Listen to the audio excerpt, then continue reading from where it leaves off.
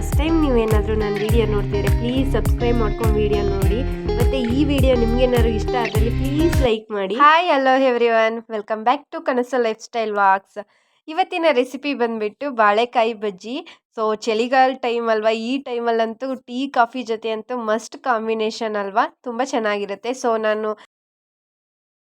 ಬನ್ನಿ ರೆಸಿಪಿನ ಸ್ಟಾರ್ಟ್ ಮಾಡೋಣ. ನಾನು 2 ಬಾಳೆಕಾಯಿ ತೊಗೊಂಡಿದ್ದೀನಿ. ಸೊ ಅದನ್ನು ಸಿಪ್ಪೆ ಎಲ್ಲ ತೆಗೆದು ಕಟ್ ಮಾಡಿ ಇಟ್ಕೊಂಡಿದ್ದೀನಿ. ನಿಮ್ಗೆ ಯಾವ ಥರ ಶೇಪಲ್ಲಿ ಬೇಕೋ ಆ ಥರ ಶೇಪಲ್ಲಿ ಕಟ್ ಮಾಡ್ಕೊಳ್ಳಿ. ನಾನು ಕಟ್ ಮಾಡಿಟ್ಟು ನೀರಲ್ಲಿ ನೆನೆಸಿಟ್ಟಿದ್ದೀನಿ.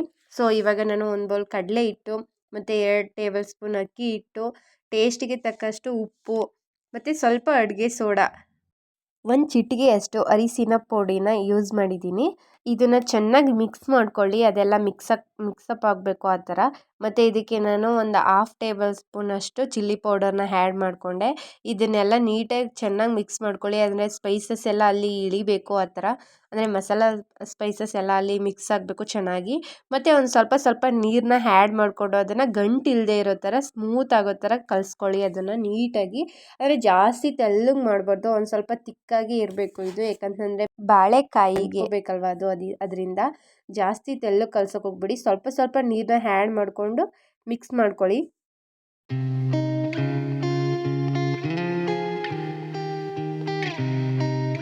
ಅಕ್ಕಿ ಹಿಟ್ಟನ್ನ ಬೇಕು ಅಂತಂದರೆ ಆ್ಯಡ್ ಮಾಡ್ಕೊಳ್ಳಿ, ಇಲ್ಲ ಅಂತಂದರೆ ಸ್ಕಿಪ್ ಮಾಡ್ಬೋದು.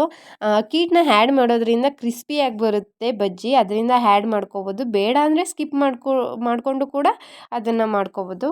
ನೀವು ಅದನ್ನು ಒಮ್ಮೆ ಟ್ರೈ ಮಾಡಿ ನೋಡಿ, ತುಂಬ ಚೆನ್ನಾಗಿ ಬರುತ್ತೆ.